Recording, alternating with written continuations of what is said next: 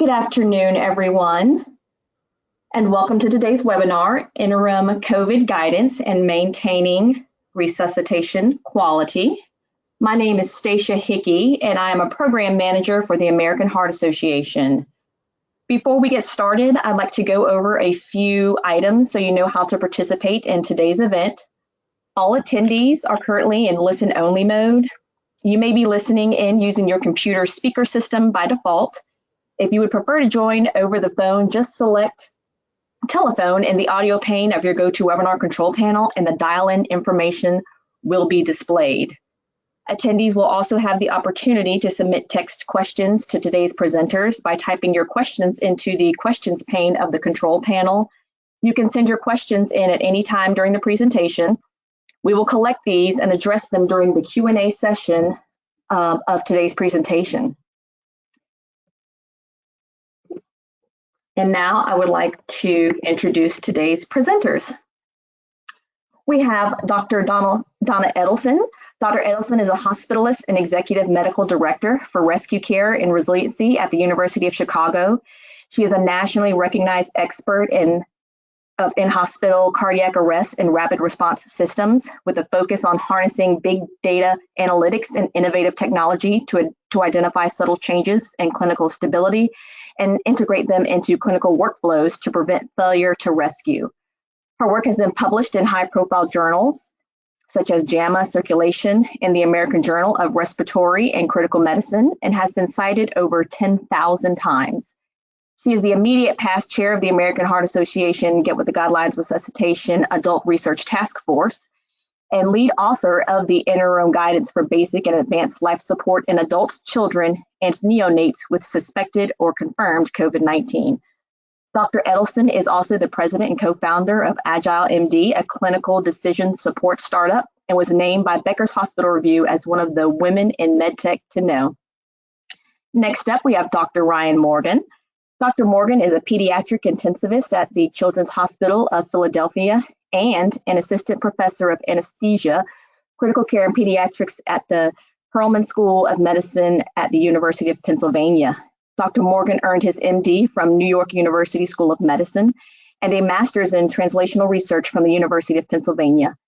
He completed pediatrics residency training at Columbia University and Morgan Stanley Children's Hospital of New York Presbyterian, followed by pediatric critical care medicine fellowship training at CHOP.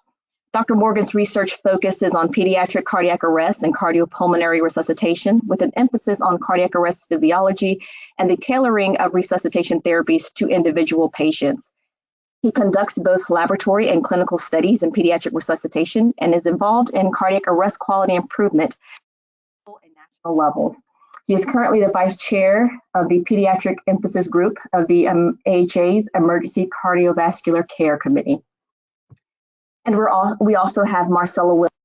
Marcella Will is the Clinical Education Coordinator at Camden Clark, Parkersburg, West Virginia.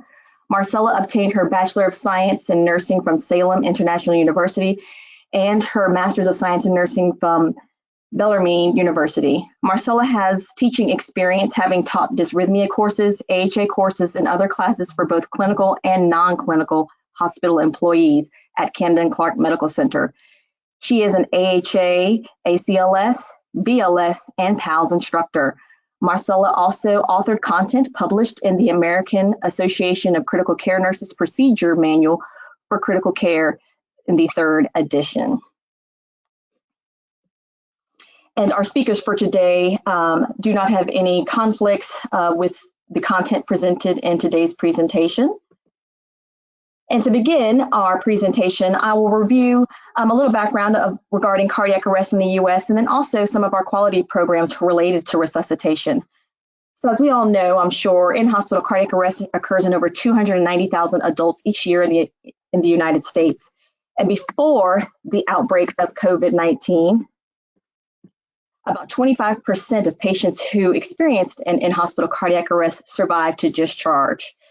And we know that about 50 to 60% of these cardiac arrests are cardiac related and the other followed by respiratory insufficiency. The key elements of treatment of cardiac arrest include chest compressions, ventilation, early defibrillation, and when applicable, immediate attention to potentially reversible causes.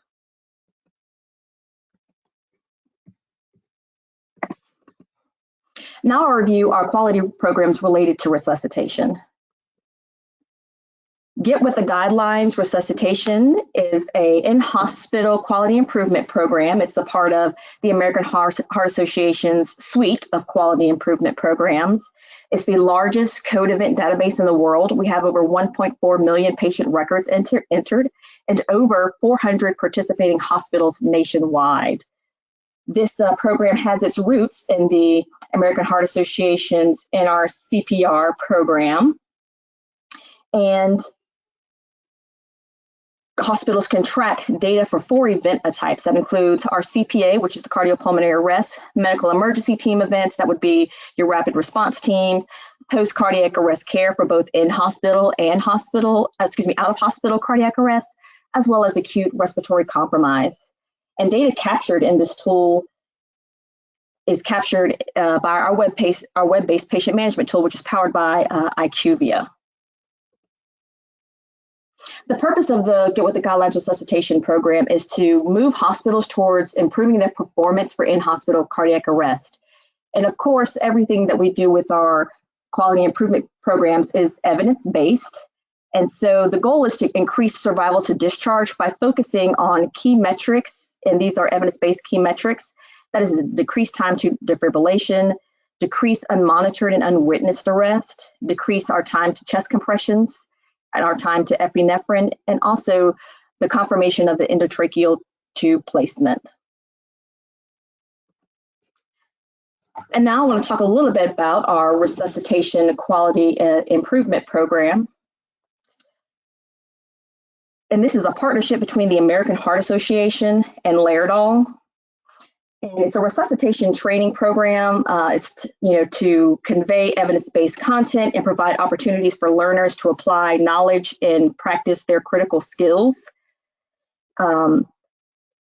Hospitals can participate by signing a contract, and it focuses on the deliberate practice and mastery of learning models, boosting their training, spaced learning approach, and CPR feedback. So it gives you a whole 30,000-foot holistic view on the CPR training for your hospital staff.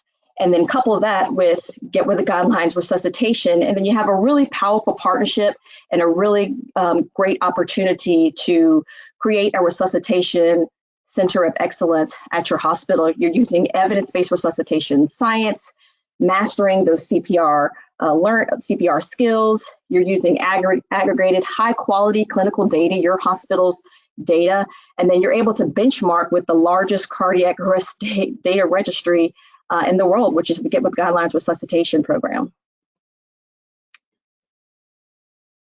And now I'm going to turn it over to Dr. Edelson, who is going to be our first speaker today, continuing the presentation. Dr. Edelson? Thanks, Stacia. It's a pleasure to be here today. So I was asked to talk a little bit about the process, how we got here, and what we came up with. And so just to back up a little bit, when COVID was starting to break a year ago, it was very quickly the champions like yourselves were calling American Heart Association, asking what are we supposed to do for resuscitation? How do we adapt our practices in the midst of this pandemic that we've never seen anything like in our lifetimes? And so we quickly convened a group to start working on consensus guidelines around this space at a time when we knew not a lot. What was interesting about it is the challenge of trying to do this is it was so interesting, right? Because we had to do it with as things were evolving with minimal data, but also we had a new challenge that we've never actually had to contend with, really, not for resuscitation so much, maybe for first aid, but we're almost always, when we in healthcare, particularly in the hospital setting, it's patient first, their safety, their outcomes. We almost never have to think about the provider's safety. And this was the first time that I've actually had to contend with both of those two things. And so we worked really hard to try to balance what was right for the patients with the safety of the providers. And in resuscitation, those two things are at odds. And that creates a lot of tension, both in the within the group doing the guidelines, but also imagine in folks taking care afterwards. And so where there was conflict and where there continues to be strain, I'll sort of highlight that so that you guys understand where we're coming from. But basically, if the whole goal, the things that we know about resuscitation and the improvement that we've seen over time is that the faster we get to chest compressions and defibrillation, the better the patients do. And we just know that speed matters a lot. And here now we have conflicts around what about if we're going to protect the providers, is there going to be a delay for them, for example, to put on PPE? Is there, and what's the impact to the patients? When is that worth it? And do some of the things that we do, does PPE actually get in the way of providing high quality CPR, for example? All things that you actually have to consider, even though we don't necessarily know the answer. So that's the background for where we were at the time where we were trying to put together these guidelines. Sasha, can you advance the slide?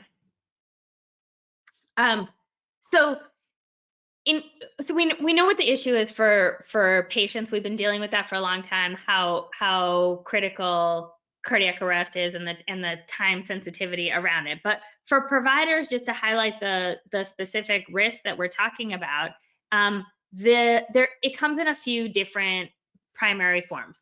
First of them is that the provision of CPR involves performing potentially aerosol generating procedures. And I add potentially generating procedures because there continues to be conflict over what constitutes aerosol generating and what doesn't. And remember that resuscitation includes multiple things. So if we're talking about chest compressions, defibrillation, intubation, positive pressure ventilation, some of those things are almost definitely aerosol generating. Some of them are probably not aerosol generating. So and that's been heavily debated both before and since these guidelines came out, and different bodies saw it differently. WHO, for example, CDC, ERC, people had different takes on what constituted aerosol generating. So in the context of that, I think it's pretty safe to say that intubating someone and ventilating them with positive pressure is an aerosol generating procedure. Defibrillation probably is not. Chest compressions, depends who you ask. But if you're lumping all of it together and assuming that all of those things are going to happen, then it's reasonable to say that CPR is an aerosol generating procedure, the resuscitation event as a whole. So that's risk number one. Risk number two is we have a lot of people in a room together, and those of us who practice do resuscitations in the in-hospital setting, which is very different from the out-of-hospital setting where often they don't have enough people. In the in-hospital setting, we're often beating back people. We historically have too many people in the room and have to worry about crowd control. So now you're putting a bunch of people in close proximity to one another, as well as to the patient. And so it's not just the risk of getting it from a patient, but it's providers giving it to each other and potentially then being unavailable to care for subsequent patients because now they're furloughed. And then there's always the issue of, well, this is a particularly high stress event. And when things are high stress, our ability to maintain strict infection control practices can be compromised. Next slide. So we tried to come up with some basic overarching principles around this. And so principle number one around this is reduce provider exposure to COVID-19.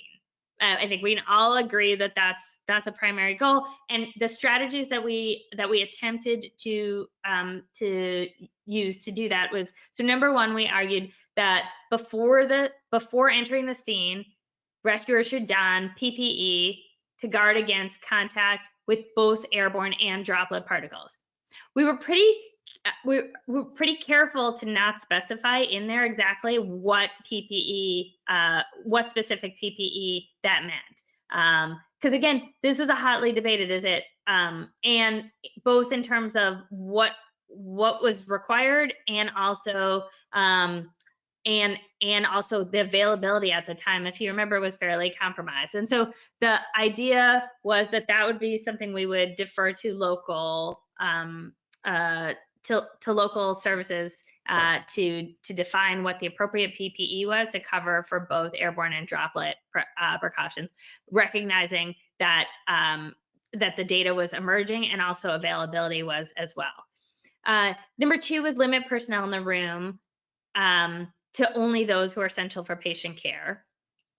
This is honestly really not a change. That's something that we've focused on historically in the past in the in-hospital setting, so that really shouldn't be a big issue or a big change. But even more, there was now more reason to worry about crowd control. And I'm just focusing on the in-hospital for this group, recognizing that the group that worked on this was actually in hospital and out of hospital. But for the in-hospital setting, it really is that should be consistent with practices before and challenges. The next issue was, what about mechanical CPR devices, right? People argued, aren't mechanical CPR devices safer than people manually doing CPR? And so this one was, I will say, fairly hotly debated at the time. And the issue around is that, yes, it is probably safer to not have somebody's over another person close doing chest compressions. On the other hand, we know from lots of studies that have been out there that it is possible to do harm with mechanical CPR devices, because health systems that are not experienced with them, have not trained people properly, end up introducing huge gaps in CPR, and that downside is actually is not worth it. And so we were really careful in how to word this, specifically saying that in settings with protocols in place and expertise in their use, and that's really important, consider replacing manual chest compressions with mechanical CPR devices. And this was both for adults, and then added for adolescents who meet the manufacturer's height and weight criterion. Dr. Morgan, I don't know if you have any thoughts on this you want to add from the pediatric perspective, take on mechanical CPR. Absolutely, thank you. So I think when we considered this for kids, it was a little bit of an easier conversation for us because there are not widely available commercial devices for children. So we were really able to defer to the fact that if you have an adolescent who meets either the age or weight guidance provided by the manufacturer, then it's reasonable to consider. But most pediatric institutions don't really have a lot of experience with these either, and there aren't devices that have been had high quality evidence in terms of the pediatric population. And then so that one again went back and forth, I will say, including from conflict in lots of areas before we finally sort of agreed on that carefully worded language with both of those caveats attached to them. And then the other issue that we added was clear communication. So if you know that somebody's COVID positive, clearly communicating to anybody new coming onto the scene or receiving the patient in a transfer what the COVID status was. And then Dr. Morgan, did I miss anything else in peds and in any of these other any of these other areas around reducing provider exposure? No, I don't think so. I think we were pretty well aligned for these. That was my sense too. It's the airway stuff where things got a little bit dicier between the two groups. So, Stacia, will you advance the slide?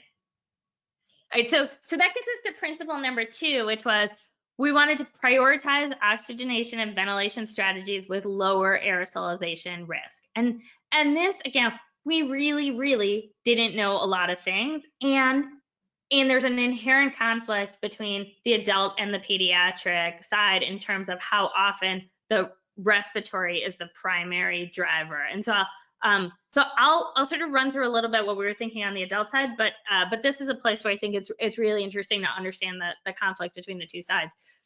or some of the differential priorities. And so I think there was a fairly clear agreement for HEPA filters and attaching a HEPA filter securely whenever it's available to any manual or mechanical ventilation device in the path of exhaled gas before administering breaths. Again, just to minimize the risk of leak into the space.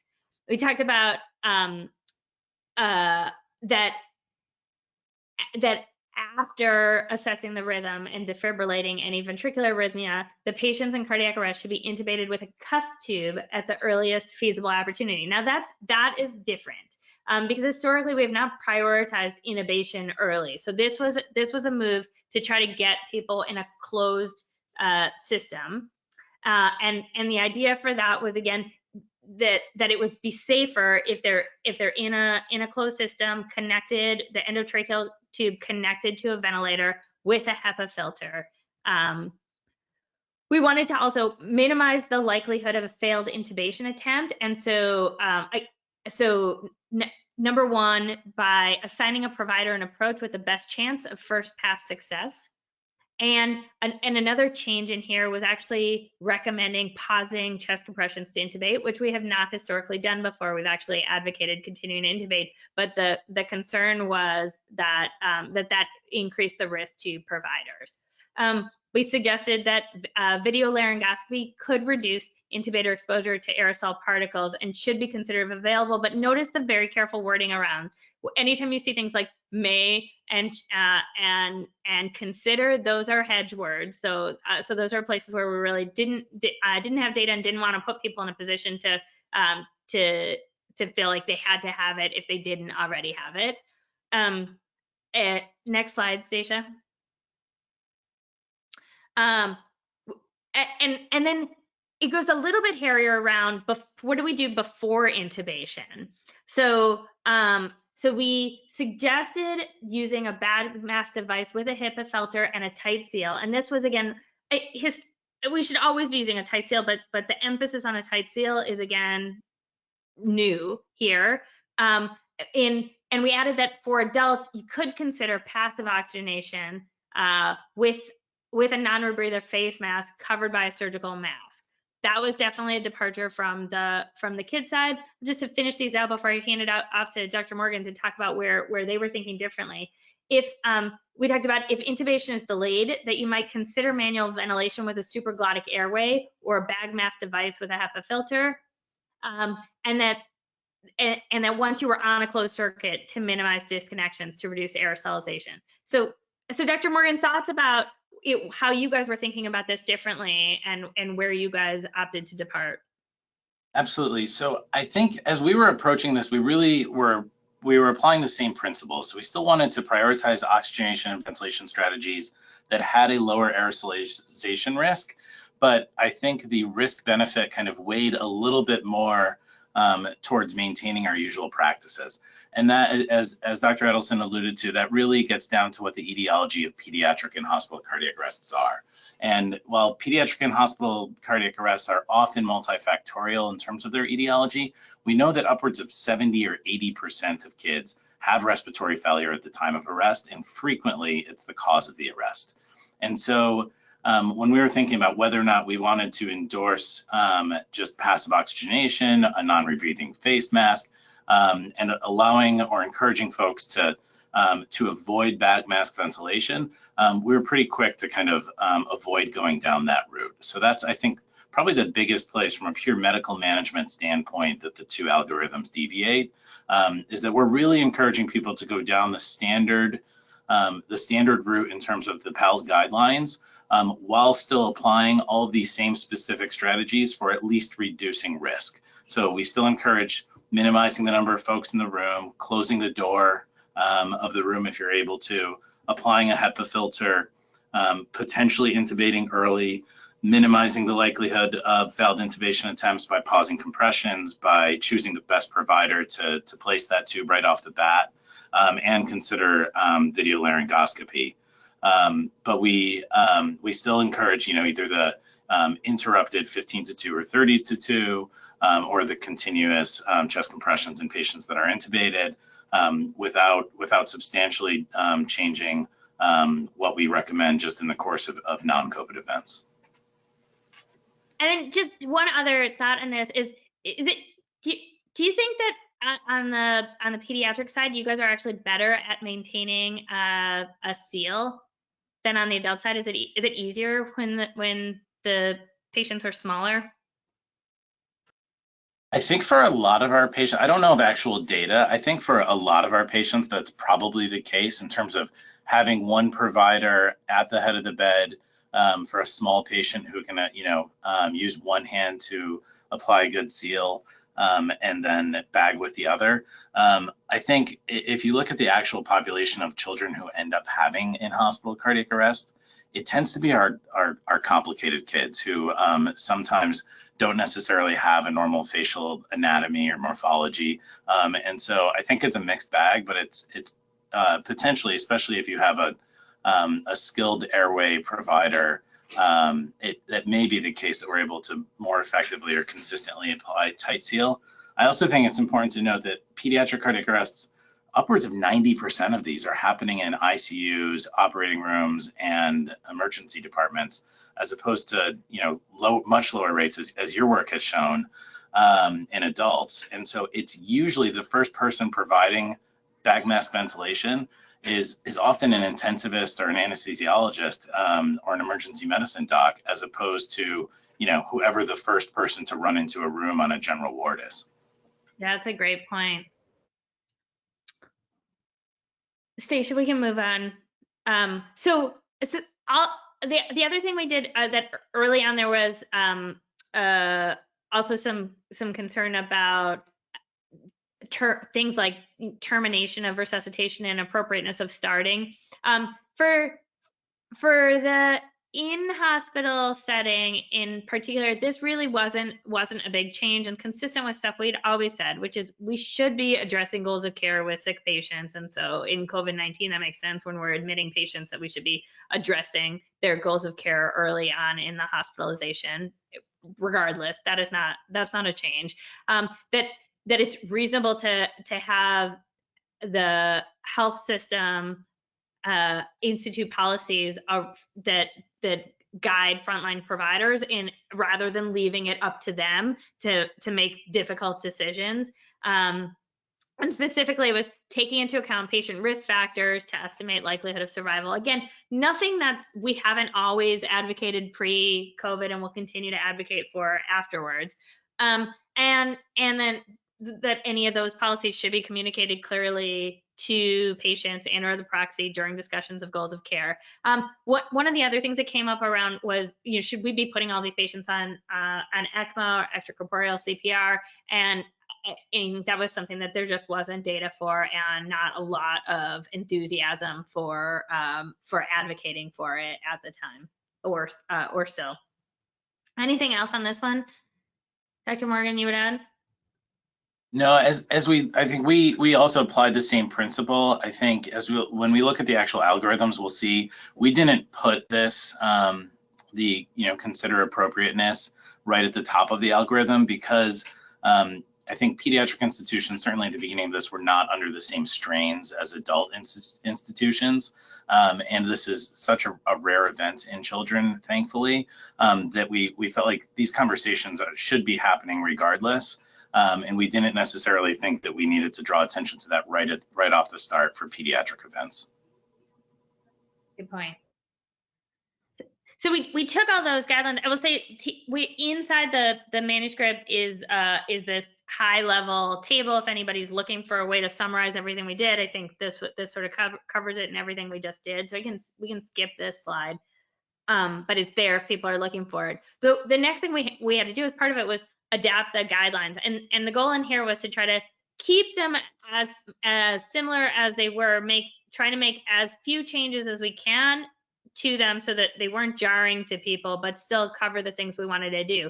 And so in here, ultimately, what we decided to do was add yellow, new, any boxes that were new, color them yellow so that it was clear that that was new.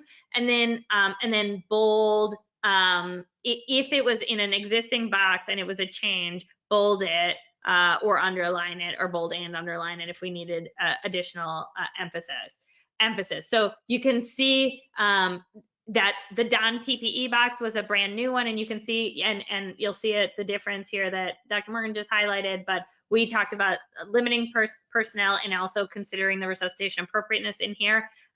In the START CPR, the limited aerosolization is new. The idea of preparing to intubate in advance was new. When we get the rest is, shock, that there's no change in that. I'll note that this was different from what ERC was recommending, because ERC was recommending give that first shock before you don PPE, and we were not. We were sticking with the don PPE first. Next, there was that prioritize intubation and resume CPR. So here's some of the other things that we talked about. The pausing chest compressions was new. The if intubation is delayed option, and then the idea of connecting the ventilator all shows up in that yellow box. You can see we added the considering mechanical compression device, so that was underlined. Actually, I would say the bold and underline was new. The bold that was there before, that was old bolding. And then you can see down in the CPR 2-minute box, the second CPR 2-minute box, that's where we added the consider mechanical compression device. Otherwise, the goal was really to keep it the same. Next slide. All right, I'll jump in here a little bit. So a lot of the differences, which is what I'll focus on, we've really already discussed. But like I mentioned, you'll see we have the don PPE and limit personnel right off the bat. And we did not include that initial kind of segue of considering the appropriateness of CPR here. I think that should always be a part of what we're doing in terms of thinking about both futility and utility of what we're providing. But these are such rare events in children that we didn't think we had to necessarily mention that here. We do encourage providers to go ahead and ventilate and oxygenate per normal PALS guidelines, as I mentioned earlier. So this should include a HEPA filter if available, insurance of a tight seal, as we mentioned. But given the high likelihood of a respiratory etiology of arrest, bag mask ventilation should not be withheld in the pediatric population. And similarly, just a nod to the outpatient world, we encourage the same of bystanders in the out-of-hospital cardiac arrest population, encouraging that lay rescuers should perform chest compressions and consider mouth-to-mouth ventilation if willing and able, especially if they're household members who've already been exposed to the victim. These considerations in the center yellow box regarding prioritizing intubation are the same as in the adults. And I'll just mention here the recommendation that can sometimes be confusing for children regardless of COVID-19 status is now to intubate with a cuffed endotracheal tube. So this was reviewed by the 2020 AHA PALS guidelines and is applied regardless of COVID-19 considerations. And it could be news to folks who only seldom provide resuscitation care to children. As a while ago, we had recommended uncuffed tubes. And as we work our way down, the only other difference here from the adult algorithm is that we're not advocating for the use of mechanical CPR devices in the pediatric population just because we don't have them. And for adolescents, meaning the manufacturer size or weight thresholds in an institution that has experience with it, I'll emphasize, it can be considered.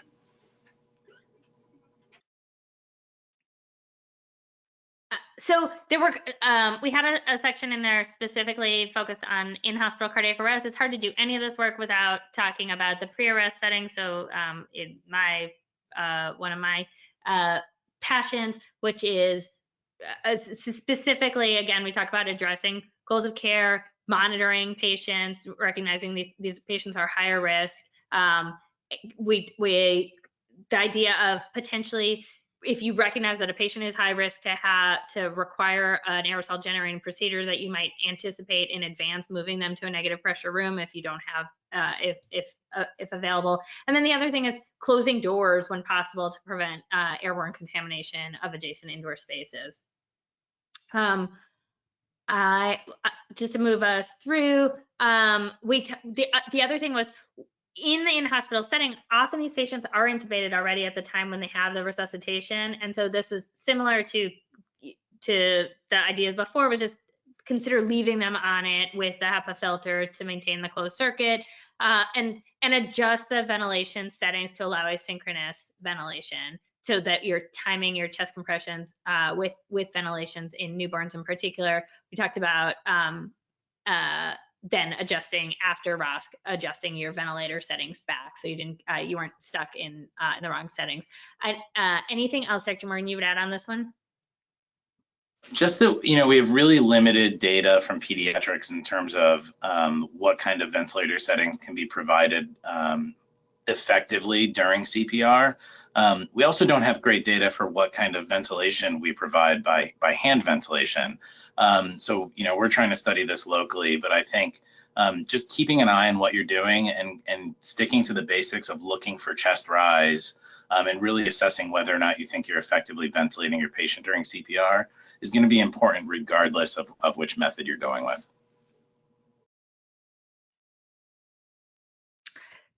One other question that came up was, well, what about in the era of proning, right? We're now proning a lot more patients than we ever did before. What happens if a patient goes into cardiac arrest when they're in the prone position? Again, this was one there was really limited data on. Proning, prone CPR had been a topic that had been in guidelines before, so it had been reviewed, but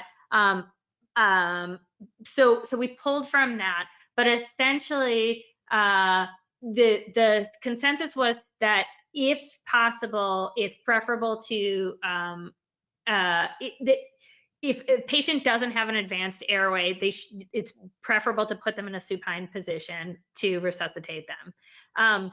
But for patients who are already in a prone position, if they have an advanced airway in place, that it might be reasonable to avoid turning them unless you can do it easily without risk of equipment disconnection and aerosolization. So we left open the possibility that if they were prone, they were already mechanically ventilated, and it would be difficult to switch them, that you might leave them there, in which case you could do CPR place your defibrillator pads in the AP position, and you could provide CPR with the patient remaining in prone with the hand positions over the T7, T10 vertebral bodies. And that's there is some data to support that, though not specifically in the COVID population. And then we talked about post-arrest consulting infection control practices. This one I am interested in from the PEDS perspective. Certainly it's easier for you guys to move a patient into prone position again when they're smaller than when they're really big. So how did you guys come down on this on the PED side? So we ended up adopting very similar language, but in practicality, and it's really just a matter of not having any data of either about the effectiveness of prone CPR or about the relative ease of flipping patients relative to their side. So I think in actual practicality, most of us think that for small patients, you can probably get them back into a supine position with relative ease compared to adult patients. I'll say that I've had run into this situation both in an infant and in a large adolescent, and we approached it in two very different ways. And it's kind of when you're in the room, it's obvious that you're going to flip the infant over. I think excluding a patient on ECMO or who has devices that preclude it. It's likely that in smaller patients, we should go ahead and flip them over into the supine position. And then there's a whole lot of gray area in between. And I think it really depends on what your resources are in the room and kind of weighing how many more people are you going to have to put in that room in order to safely supinate a patient. I know when we manually flip a patient back and forth who's getting proned on a daily basis, you're talking about at least a half a dozen people in the room just to complete that task. So when you add in the complexities of an arrest situation, I think it gets really hard. And we think that it's probably a little bit easier in smaller patients, but we don't actually have any data to know that. So we kind of hedged a little bit on this one as well.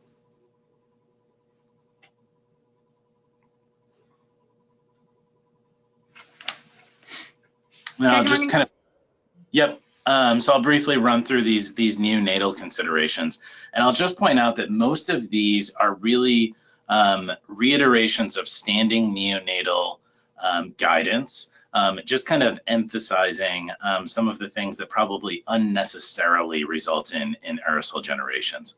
So first is just a reiteration that the initial steps in the resuscitation of any neonate should not be generating aerosol and should be routinely administered. So that includes initial drying, tactile stim, and assessment of heart rate and placement of a pulse ox and ECG leads. The guidance also mentions that the same personnel that usually attend at-risk deliveries should still attend. We shouldn't necessarily avoid having that neonatal provider at deliveries where they would otherwise be indicated. Now, obviously, in a COVID-19 positive mother, it's probably not the right time to be bringing, the medical student and the nursing student into the room. And extra people should be limited, but we don't want to necessarily assume a different level of care for these neonates. In terms of suction, this again was really a reiteration of standing guidance, where suction after delivery should not be performed routinely unless it's otherwise indicated for the patient who has what seems to be an obstructed airway, because suctioning is presumed to be an AGP. For endotracheal medications, this also kind of reiterates the general prioritization of IV medications when available. There are certain situations in terms of the lack of availability of intravenous access in which endotracheal instillation of epinephrine is recommended, and surfactant is a medication in the neonatal population that does have to be administered endotracheally. So I think this has to be a little bit of a risk benefit weighing by the team at the bedside. They should not be avoided if they are indicated, but if able and an IV is available, we should really be delivering epinephrine in particular intravenously if we can. And then similar to our closed doors in pediatric and adult patients, closed incubators, especially as we're moving through the hospital from the delivery suite to the NICU or to the nursery, should be used whenever possible.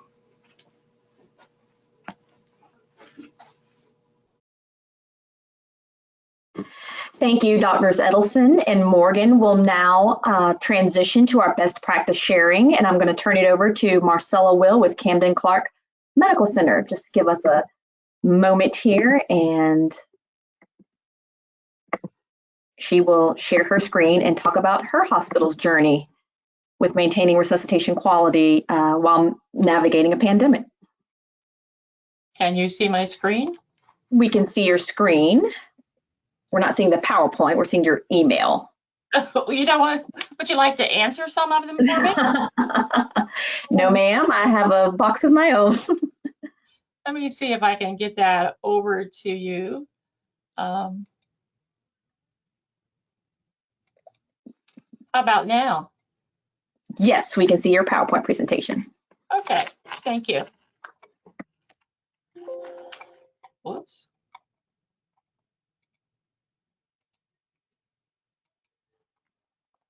So thank you for having me today, and I would like to talk to you a little bit, just a few minutes, about what we're doing here at Camden Clark. Camden Clark is a member of the West Virginia University Health System. We're one of 19 hospitals in West Virginia, Ohio, Pennsylvania, and Maryland. We also have several clinics. We have 302 licensed beds. We are right on the border of the Ohio River.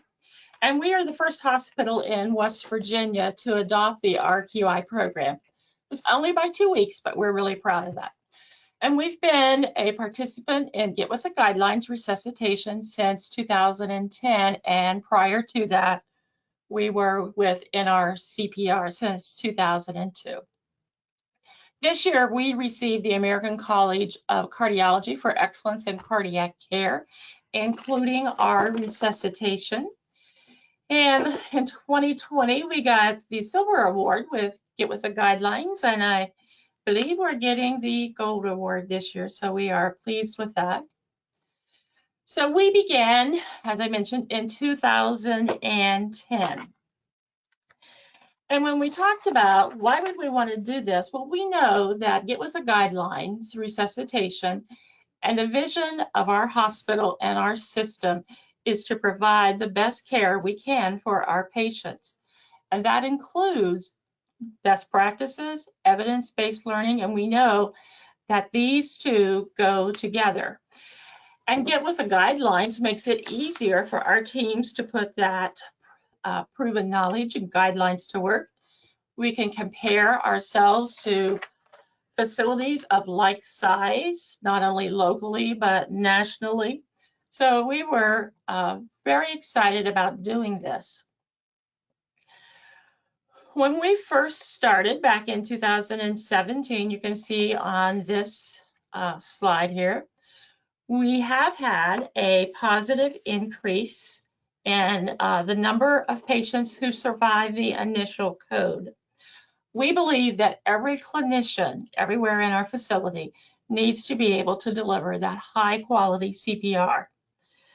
We also knew that there are gaps in memory or training. If you only have a class every 2 years and you don't even do CPR within those 2 years, your ability to perform greatly decreases. So we wanted every person, every employee who touches a patient to be able to deliver high quality CPR, because we know it's high quality CPR and early defibrillation that saves lives. Today we have about 1,000 BLS seats in RQI. We have 350 in ACLS. And we just added PALS this quarter, and we have 50, and we're already at that limit. We're going to have to add some more. So RQI lets us look at employees, looks at departments to let us see where do we have gaps in performance? What can we do different? This was seamless with the new guidelines that came out in October and January. Our employees had all of the new guidelines. This was just a natural fit with us. So as you see here, here's our compression and ventilation scores starting in 2017 to 2019. And you can see that the high scores and the low scores are coming closer together, which is what we want to see. You notice in 2018, our ventilation scores took a dip. We added several new departments then, and sometimes ventilation is more difficult for people than the actual chest compressions. So we've had a 127% increase in our enrollment since 2017. Now this data is just from last year. So this is our average. So in the first quarter of 2020, it took the average person 2.37 times to get the chest compressions correct. That includes depth, rate, recoil. By fourth quarter, they had made an improvement, as well as if you look at the chest compression average score, went up from 78 to 85.6. Our ventilation attempts also went down. The more they completed this quarterly activity, they got better at it. And look at the difference in the average score. So we were pleased with that as well, because that translates then to better compressions and better ventilations for our patient. This is how quality improves outcomes here at Camden Clark. With the guidelines resuscitation, we have a clear understanding of the AHA guidelines. Every code is reviewed. If there are issues, it goes to the resuscitation committee and the RQI administrator. We are committed to documentation and improvement, and like every other facility in the United States, we often struggle with documentation. So every code is reviewed as soon as possible. So we look to see where there are documentation issues and can they be corrected. With RQI, We get quarterly cognitive and skills validation of our staff. And this can, as I showed you, the analytics for compressions and ventilations.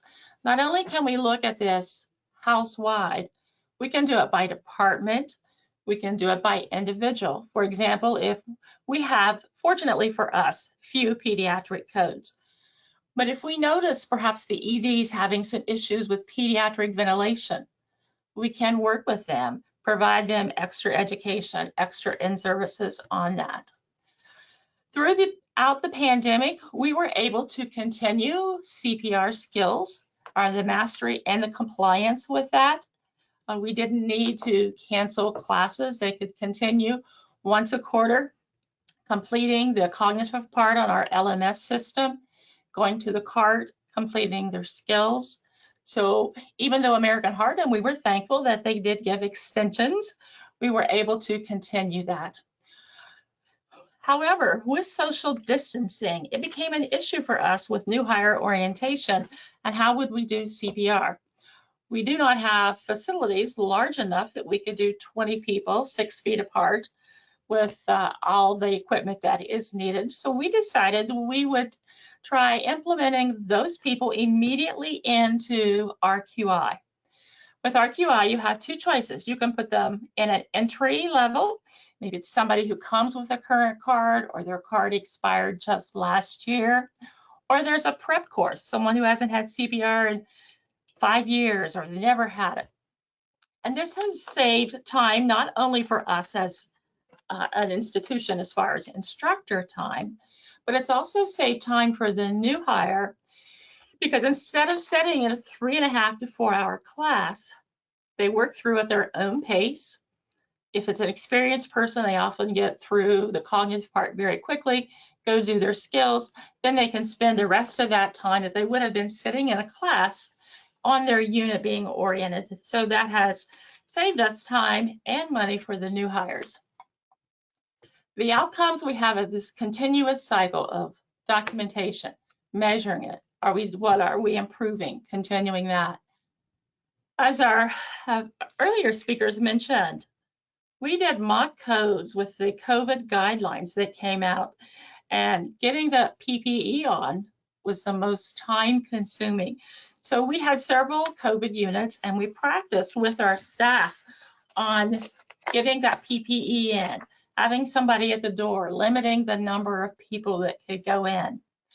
We also work with our residents once a month to ensure that they maintain their competencies and their skills related to AHA guidelines. We have a team commitment to improving and mastery of basic CPR skills, and which leads to more lives saved, which is what we want. How this all works is we have a Get With the Guidelines abstractor. She does all the code documentation as far as into the registry. Every code, as I mentioned, is reviewed. We look at people's CPR skills, and then we have a resuscitation committee that looks at any issues that we have. So these three all pulled together helps improve the quality of care we provide to our patients. So we believe here at Camden Clark that Get With the Guidelines resuscitation, as well as RQI, but these two fit together. They help us with our quality. They help us provide our patients with the best care possible. Get With the Guidelines follows the protocols, effective and timely resuscitation. And RQI, then we have that verified competency, that quarterly learning that our employees who deal with these situations, they do know high quality CPR, and we all know that is what saves lives. Thank you. Thank you, Marcella. We appreciate you sharing your hospital's great work and your journey through, maintaining your quality while, navigating this pandemic and your COVID-19 patients. So thank you for sharing. We will now move on to our question and answer portion of today's webinar. And I will begin with a question from Sarah Reed. And this question is to Dr. Edelson or Dr. Morgan. Will there be new COVID guidance algorithms with updated 2020 guidelines? That's a great question, and those are in process right now. Great. Next question we have from Christy Nelson, and this is to you, Dr. Edelson. When you have a patient who is intubated and COVID positive, how do you do endotracheal tube confirmation?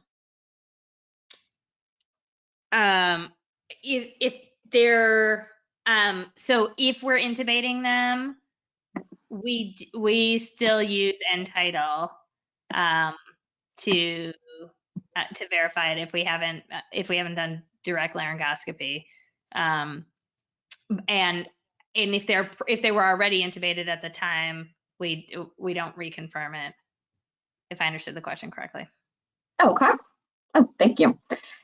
This question is directed to you, Dr. Morgan, and it's from Deborah Kluger. Would anything change if the mom is COVID-19 positive if we are present at birth of a newborn? So I think the answer is yes and no. So I think anytime we have a newborn who is being born to a COVID positive mom, we should assume all the PPE that we would treat any COVID positive patient with. So we should be limiting the overall number of people in the room and not having kind of superfluous people. But in terms of the actual resuscitation that we're providing, no, we should be careful not to provide, as I mentioned in that one slide, any aerosol generating procedures that are not necessary, but we should still pretty much follow usual guidelines. I'll say, the jury is still out on exactly what kind of transmission from maternal fetal transmission looks like. I think rates of positivity among newborns are certainly less than 5% now that we have a year of data behind us. Less than 5% among moms who are positive, and the assumption is most of that is happening at the time of birth and likely not vertically. But there's still so much about this virus that we don't know that I think it's better to err on the side of caution, but still provide that high quality resuscitation to the baby. Great, thank you, Dr. Morgan. And we are at about less than a minute left. I see that there are plenty of other questions in the question pane. We will collect these, and I can certainly connect with Drs. Morgan and Edelson after this call and get some responses for those questions that we were not able to get to during the presentation today. So I want to thank all of our presenters today, and thank you all for attending the webinar. And after today's webinar, attendees will receive a follow-up email within 24 hours with a link to be able to claim your CME CE credits. This is a CME approved webinar, and we will have instructions in that follow-up email. And with that, we thank you all for your attention and your attendance today. Thank you and have a great day.